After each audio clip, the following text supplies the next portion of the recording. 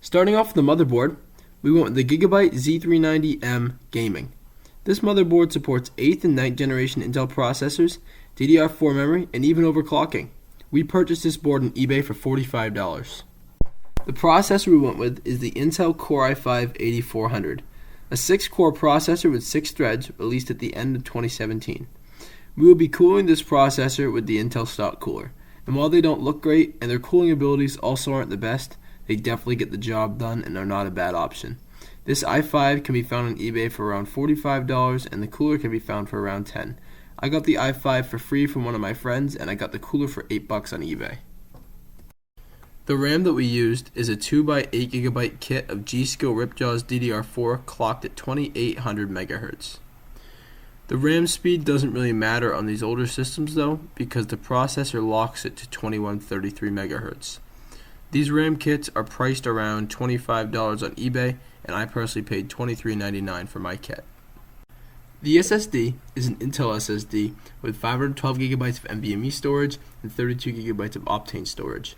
The benefits of having an NVMe SSD is the extremely fast transfer speeds they offer, their overall form factor, and the price. These drives aren't really any different in price than their SATA counterparts. The average price for these drives is about $25 and I paid $24.99 for mine on eBay. The graphics card is the NVIDIA GeForce GTX 1060 6GB. This graphics card released all the way back in 2017 and was very popular following its launch. It was in fact the most popular graphics card on Steam for years. Though old, this graphics card actually performs pretty similar to an RTX 3050 or an AMD Radeon RX 6500 XT. This card costed me $62 on eBay and will cost you around the same. The power supply is the Thermaltake TR2 430 watt. This power supply is a pretty decent unit and works fine for what we're trying to do. The one issue I have with it is the power supply has only one 6-pin PCIe connector. So if you want to upgrade to a graphics card that needs anything more than a 6-pin, you would need to upgrade your power supply too. This power supply ran me $24.99 on eBay and can be found in the same price point. The case is the Sama Q5 and its white variant. These cases have some pretty awesome features, like 3 pre-installed ARGB fans, a tempered glass side panel, and they honestly have pretty high build quality. The cases are pretty fairly priced too.